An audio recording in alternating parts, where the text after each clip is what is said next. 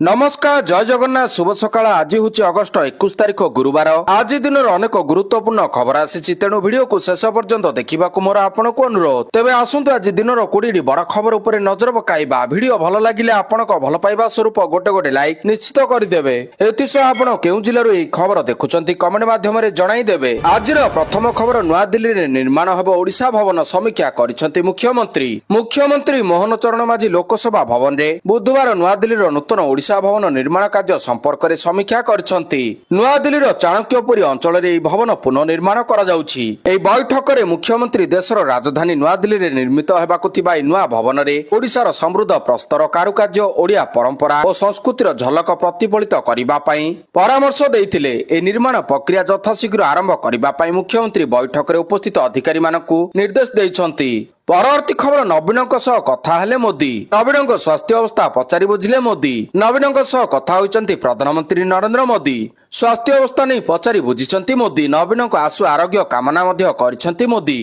गत किछि दिन तले विरोधी दल नेता नवीन पट्टनायक असुस्थ हो जाइतिले फल भुवनेश्वर स्थित एक घरोई हस्पिटाल रे भर्ती करा जाइतिला। परवर्ती खबर राशन कार्ड रु कटिबो एमानक ना केंद्र सरकार नेले बड़ निष्पत्ति केंद्र सरकार राशन कार्ड धारकों तालिकार एक व्यापक काटछांट आरंभ करछंती। खाद्य एवं साधारण बंटन विभाग प्रथम थर पई राशन कार्ड धारकों तालिका प्रस्तुत करछि जो माने मागणा शस्य भली सुविधा पई योग्य होई नथांती। एही तालिकारे प्राय 1.17 कोटी लोक अछंती एमाने चकिया जान किंबा आयकर दाता किंबा कंपनीर निर्देशक केंद्र राज्य गुड़िक सेप्टेम्बर 30 सुधा अयोग्य कार्ड धारकों को हटाइबा पई आवश्यक जांच करबा पई निर्देश देइछि। खाद्य एवं साधारण बंटन विभाग विभिन्न सरकारी तथ्य आधार सहित राशन कार्ड धारकों विवरणी मेल करी तालिका प्रस्तुत करिछि।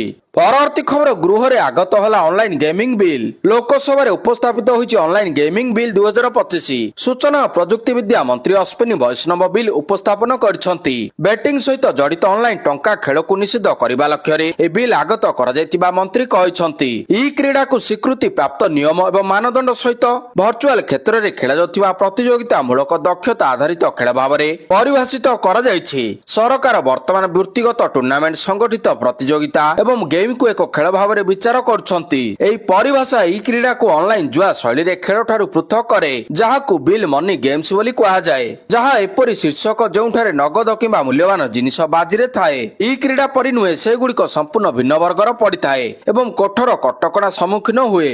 परवर्ती खबर महिला और शिशु सुरक्षा नहीं सरकार बड़ पदक्षेप प्रति पंचायत रे नियुक्त हेबे पारा लीगल स्वेच्छासेवी महिला एवं शिशु सुरक्षा को नहीं सरकार बड़ पदक्षेप प्रति पंचायत रे नियुक्त हेबे पारा लीगल भॉलंटियर कौन सी महिला विरोधी अपराध हेले पीड़िता त्वरित न्याय देबारे साहाय्य करिवे पारा लीगल भॉलंटियर। ए नै महिला और शिशु विकास विभाग सह आईन विभाग बैठक होईछि। उपमुख्यमंत्री प्रभाती परिडा अध्यक्षतार बसिथिबा बैठक रे ए नै आलोचना होईछि। बैठक रे आईन मंत्री लीगल सर्विस अथॉरिटी अधिकारी उपस्थित थिले।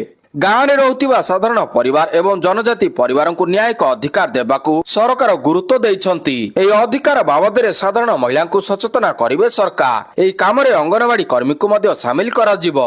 परवर्ती खबर मेट्रो पई स्वतंत्र कमिटी केंद्र सरकार सहयोग एवं परामर्श रे हेबो मेट्रो प्रकल्प ए नै केंद्र सरकार को अवगत करा जायथिबा नगर उन्नयन मंत्री कृष्ण चंद्र महापात्र कहिसंती। मंत्री कहिसंती एथि पई एक स्वतंत्र कमिटी करा जायछि। एही कमिटी विभिन्न स्थान को जाई सर्वे रिपोर्ट देबा परे केंद्र साहाय्य लोड़ा जिवो बोली मंत्री कहिसंती। तेबे केमिति कार्यकारी हेबो मेट्रो प्रकल्प से नै रिपोर्ट देबे स्वतंत्र कमिटी। सेही रिपोर्ट अनुसार केंद्र केते आर्थिक सहायता देबो राज्य केते खर्च करिवो निष्पत्ति निया जिवो।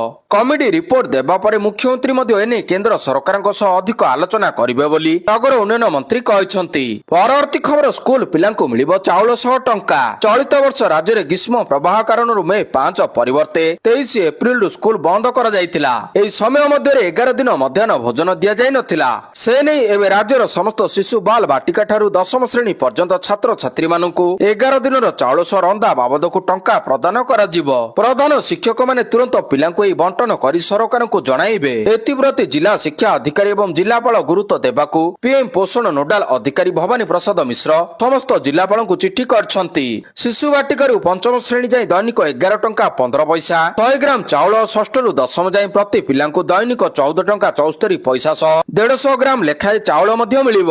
ବିଦ୍ୟାଳୟ ପରିଚାଳନା କମିଟି ସଦସ୍ୟଙ୍କ ଉପସ୍ଥିତିରେ ପ୍ରଧାନ ଶିକ୍ଷକ ଚାଉଳ ବଣ୍ଟନ କରିବେ। ସେହିପରି ରନ୍ଧନ ଦ୍ରବ୍ୟ ବାବଦରେ ଅର୍ଥକୁ ଛାତ୍ରଛାତ୍ରୀ ବା ସେମାନଙ୍କ ଅଭିଭାବକଙ୍କ ବ୍ୟାଙ୍କ ଆକାଉଣ୍ଟରେ ଡିବିଡି ମୋଡରେ ପ୍ରଦାନ କରାଯିବ। ପରବର୍ତ୍ତୀ ଖବର, ଜେଲ ଗଲେ ପଦରୁ ବିଦା ହେବେ ପିଏମ ସିଏମ ମନ୍ତ୍ରୀ। ଲୋକସଭାରେ ବିଲ୍ ଆଗତ ପରେ କପି ଚିରି ଫିଙ୍ଗିଦେଲେ ବିରୋଧୀ। କେନ୍ଦ୍ର ଗୃହମନ୍ତ୍ରୀ ଅମିତ ଶାହ ଲୋକସଭାରେ 130ତମ ସମ୍ବିଧାନ ସଂଶୋଧନ ବିଲ୍ 2025, କେନ୍ଦ୍ରଶାସିତ ଅଞ୍ଚଳ ସରକାର ସଂଶୋଧନ ବିଲ୍ 2025 ଏବଂ ଜମ୍ମୁ ଏବଂ କାଶ୍ମୀର ପୁନର୍ଗଠନ ସଂଶୋଧନ ବିଲ୍ 2025 ଆଗତ କରିଛନ୍ତି।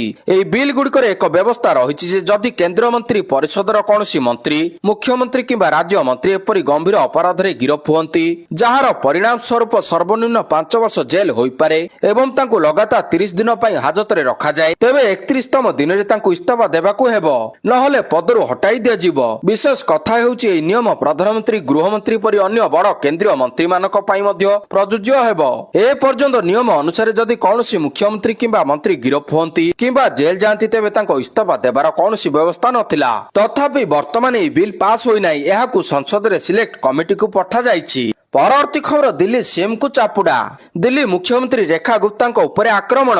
ଜନଶୁଣାଣି ବେଳେ ଏହି ଆକ୍ରମଣ ହୋଇଥିବା ଖବର ଆସିଛି। ଏହି ଜନଶୁଣାଣି ମୁଖ୍ୟମନ୍ତ୍ରୀଙ୍କ ସିଭିଲ ଲାଇସେନ୍ସ ସ୍ଥିତ ସରକାରୀ ବାସଭବନରେ ଅନୁଷ୍ଠିତ ହୋଇଥିଲା। ମୁଖ୍ୟମନ୍ତ୍ରୀଙ୍କ ବାସଭବନରେ ଅଧିକାରୀଙ୍କ ଅନୁସାରେ ଯେତେବେଳେ ମୁଖ୍ୟମନ୍ତ୍ରୀ ଜନଶୁଣାଣି କରୁଥିଲେ ଜଣେ ବ୍ୟକ୍ତି ତାଙ୍କ ଅଭିଯୋଗ ନେଇ ସେଠାରେ ପହଞ୍ଚିଥିଲେ। ଏହି ସମୟରେ ସେ ମୁଖ୍ୟମନ୍ତ୍ରୀଙ୍କୁ ଚାପୁଡା ମଧ୍ୟ ମାରିଥିଲେ। ତେବେ ଏହି ଅଭିଯୋଗରେ ଜଣେ ବ୍ୟକ୍ତିଙ୍କୁ ହେଫାଜତକୁ ନିଆଯାଇଛି। ପରବର୍ତ୍ତୀ ଖବର, ପାଠ୍ୟକ୍ରମରେ ସାମିଲ ହେବ ଅପରେସନ ସିନ୍ଦୁର। ଅପରେସନ ସିନ୍ଦୁର ବିଷୟରେ ପାଠ ପଢିବେ ଛାତ୍ରଛାତ୍ରୀ। ତୃତୀୟ ଶ୍ରେଣୀରୁ ଦ୍ୱାଦଶ ଶ୍ରେଣୀର ଛାତ୍ରଛାତ୍ରୀଙ୍କ ପାଇଁ ଏକ ସ୍ୱତନ୍ତ୍ର ମଡ୍ୟୁଲ ପ୍ରସ୍ତୁତ କରିଛି ଏନସିଆରଟି, ଯାହାଦ୍ୱାରା ପିଲାଏ ଭାରତୀୟ ସେନାର ପରାକ୍ରମ ବିଷୟରେ ପଢିବା ସହ ପହଲଗାମ ଆତଙ୍କବାଦୀ କାଣ୍ଡ ବିଷୟରେ ଜାଣିପାରିବେ। କିଭଳି ଆତଙ୍କବାଦୀମାନେ ଏହି ନାରକୀୟ କାଣ୍ଡ ଘଟାଇଥିଲେ ଓ ଭାରତୀୟ ସେନା ଏହାର କିଭଳି ଜବାବ ଦେଇଥିଲା ତାହା ଏକ ସ୍ୱତନ୍ତ୍ର ମଡ୍ୟୁଲରେ ଦର୍ଶାଯାଇଛି। ରାଷ୍ଟ୍ରୀୟ ଶିକ୍ଷା ଗବେଷଣା ପ୍ରଶିକ୍ଷଣ ପରିଷଦ ଏନସିଆରଟି ଅପରେସନ ସିନ୍ଦୁର ଉପରେ ଏକ ସ୍ୱତନ୍ତ୍ର ମଡ୍ୟୁଲ ଆରମ୍ଭ କରିଛି। ପରବର୍ତ୍ତୀ ଖବର, କ୍ରୁଜରେ ବୁଲିବେ ପର୍ଯ୍ୟଟକ। ଓଡ଼ିଶାର 4ଟି ପର୍ଯ୍ୟଟନ ସ୍ଥଳରେ କ୍ରୁଜ ସେବା ବ୍ୟବସ୍ଥା। କ୍ରୁଜରେ ବୁଲିବେ ପର୍ଯ୍ୟଟକ। ଓଡ଼ିଶାର 4ଟି ପର୍ଯ୍ୟଟନ ସ୍ଥଳରେ କ୍ରୁଜ ଜାହାଜ ଆଧାରିତ ପର୍ଯ୍ୟଟନକୁ ପ୍ରୋତ୍ସାହନ ଦେବା ପାଇଁ କେନ୍ଦ୍ର ସରକାରଙ୍କ ବଡ଼ ଯୋଜନା। ଭିତରକନିକା, ଜଙ୍ଗଲ, ଜୋବ୍ରା, ଲଳିତଗିରି, ଉଦୟଗିରି, ରତ୍ନଗିରି ଏବଂ ବାଲେଶ୍ୱର ହିଡେନ ବିଚ୍ରେ ଏହି ସୁବିଧା ମିଳିଛି। ଏହି 4ଟି ପର୍ଯ୍ୟଟନ ସ୍ଥଳୀରେ ହେବ ରିଭର କ୍ରୁଜ ସର୍କିଟ। କେନ୍ଦ୍ର ସରକାରଙ୍କ କ୍ରୁଜ ଭାରତ ମିଶନ ଯୋଜନାରେ ଏଗୁଡ଼ିକୁ ବିକଶିତ କରାଯିବ। ଏନେଇ ରାଜ୍ୟସଭାରେ ପ୍ରଶ୍ନର ଉତ୍ତର ରଖି ଏହି ସମ୍ପର୍କରେ ସୂଚନା ଦେଇଛନ୍ତି କେନ୍ଦ୍ର ବନ୍ଦର, ଜାହାଜ ଏବଂ ଜଳପଥ ବିଭାଗ ମନ୍ତ୍ରୀ ସର୍ବାନନ୍ଦ ସୋନୋୱାଲ। ପରବର୍ତ୍ତୀ ଖବର, ନାମାଙ୍କନ ଭରିଲେ ସିପି ରାଧାକିଷ୍ଣନ।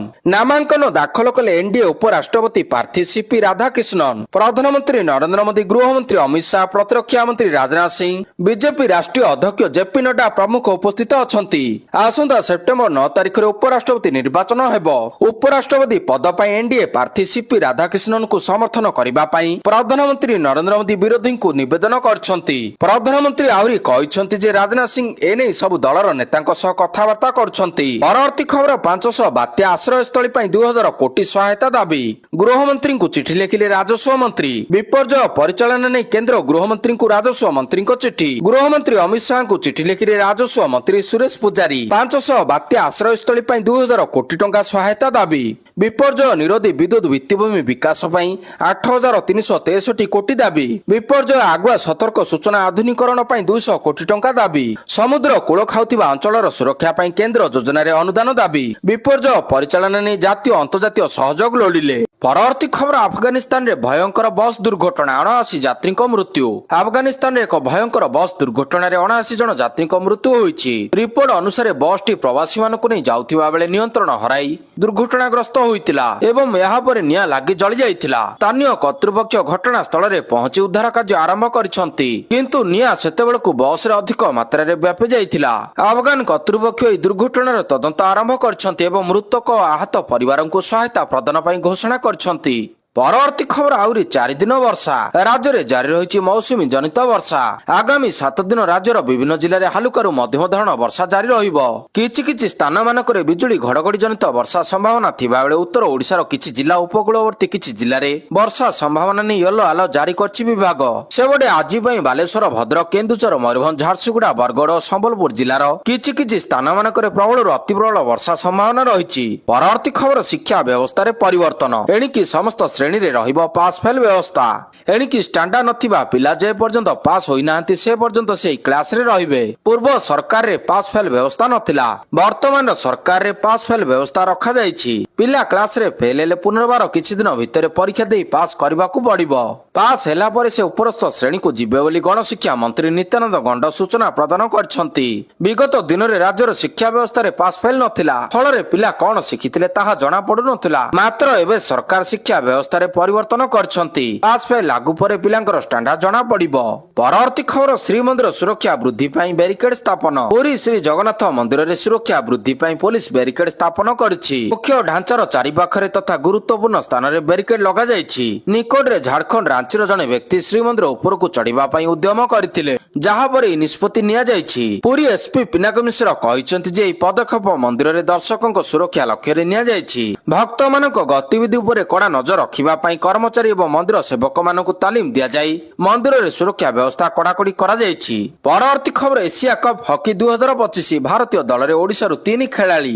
ଆସନ୍ତା ଏସିଆ କପ୍ ହକି 2025 ପାଇଁ ହରମନପ୍ରୀତ ସିଂଙ୍କ ନେତୃତ୍ୱରେ 18 ଜଣିଆ ଭାରତୀୟ ପୁରୁଷ ହକି ଦଳ ଘୋଷଣା କରାଯାଇଛି। ଏହି ଦଳରେ ଓଡ଼ିଶାର 3 ଖେଳାଳି ଅମିତ ରୋହିଦାସ, ଶିଳାନନ୍ଦ ଲକ୍ରା ଓ ନୀଲମ ସଞ୍ଜୀବ ଖେସ୍ ସ୍ଥାନ ପାଇଛନ୍ତି। ଟୁର୍ଣ୍ଣାମେଣ୍ଟଟି ବିହାର ରାଜଗିର ହକି ଷ୍ଟାଡିୟମରେ ଅଗଷ୍ଟ 29 ରୁ ସେପ୍ଟେମ୍ବର 7 ତାରିଖ ମଧ୍ୟରେ ଖେଳାଯିବ।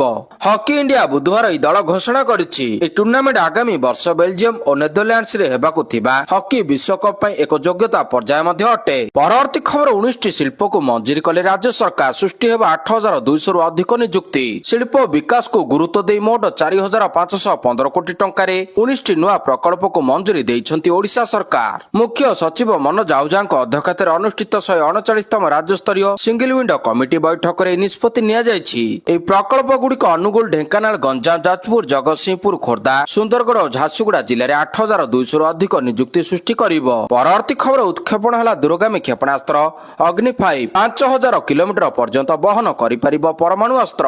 ଭାରତ ଏକ ବଡ଼ ପଦକ୍ଷେପ ନେଇଛି। ଭାରତ 20 ଅଗଷ୍ଟ 2025 ବୁଧବାର ଅବଦୁଲ କଲାମ ଦ୍ୱୀପରୁ ସନ୍ଧ୍ୟା 6:30 ରେ ଅଗ୍ନି-5 କ୍ଷେପଣାସ୍ତ୍ର ସଫଳ ପରୀକ୍ଷଣ କରିଛି। ଏହି ପରୀକ୍ଷଣ ଓଡ଼ିଶାର ଚାନ୍ଦିପୁର ସ୍ଥିତ ସମନ୍ୱିତ ପରୀକ୍ଷଣ କେନ୍ଦ୍ରରୁ ସଫଳତାର ସହ କରାଯାଇଛି। ଅଗ୍ନି-5 କ୍ଷେପଣାସ୍ତ୍ରର ପରୀକ୍ଷଣରେ ସମସ୍ତ କାର୍ଯ୍ୟକ୍ଷମ ଏବଂ ବୈଷୟିକ ପାରାମିଟର ନିଶ୍ଚିତ କରାଯାଇଛି। ପରବର୍ତ୍ତୀ ଖବର, Poshan Mohapatra all India NEET PG ପରୀକ୍ଷାରେ ଟପର। ନିଟ୍ ପିଜି 2025 ରେ ଓଡ଼ିଶାର ପୋଷଣ ମହାପାତ୍ର ସର୍ବଭାରତୀୟ ଟପର ହୋଇଛନ୍ତି। ଏହି ପରୀକ୍ଷା ଫଳାଫଳ ମଙ୍ଗଳବାର ବିଳମ୍ବିତ ରାତିରେ national board of examination in medical science ଦ୍ୱାରା ଘୋଷଣା କରାଯାଇଥିଲା। ସେ କଟକର ଏସ୍ସିବି ମେଡିକାଲ କଲେଜ ଏବଂ ହସ୍ପିଟାଲ MCH ରୁ ତାଙ୍କର MBBS ସମାପ୍ତ କରିଛନ୍ତି। ଗଣମାଧ୍ୟମ ସହିତ କଥାବାର୍ତ୍ତା କରି ପୋଷଣ କହିଛନ୍ତି ଯେ ସେ ପରୀକ୍ଷାରେ ଭଲ ପ୍ରଦର୍ଶନ କରିଛନ୍ତି, କିନ୍ତୁ ସେ ଟପର ହେବେ ବୋଲି ଆଶା କରିନଥିଲେ। ଏହା ସହ ମୁଖ୍ୟମନ୍ତ୍ରୀ ମୋହନ ଚରଣ ମାଝୀ ମଧ୍ୟ ତାଙ୍କୁ ସାକ୍ଷାତ କରି ସମ୍ବର୍ଦ୍ଧନା ଜଣାଇଛନ୍ତି। ପରବର୍ତ୍ତୀ ଖବର, ଖୁସି ଖବର, କମିଲା ସୁନା ଦାମ। ସାମାନ୍ୟ ଆଶ୍ୱସ୍ତି କମିଲା ସୁନା ଦାମ। 20 ଅଗଷ୍ଟ ଅର୍ଥାତ୍ ବୁଧବାର ସୁନା ଦର ହ୍ରାସ ପାଇଛି। 24 କ୍ୟାରେଟ 10 ଗ୍ରାମ ସୁନା ଦାମ 1,150 ଟଙ୍କା ରହିଛି, ଯାହା ପୂର୍ବରୁ 1,750 ଟଙ୍କା ଥିଲା। ଏଥିରେ 600 ଟଙ୍କା ହ୍ରାସ ହୋଇଛି। 22 କ୍ୟାରେଟ 10 ଗ୍ରାମ ସୁନା ଦାମ 91,800 ଟଙ୍କା ରହିଛି, ଯାହା ପୂର୍ବରୁ 92,350 ଟଙ୍କା ଥିଲା। ଏଥିରେ 550 ଟଙ୍କା ହ୍ରାସ ହୋଇଛି। 18 କ୍ୟାରେଟ 10 ଗ୍ରାମ ସୁନା ଦାମ 75,110 ଟଙ୍କା ରହିଛି।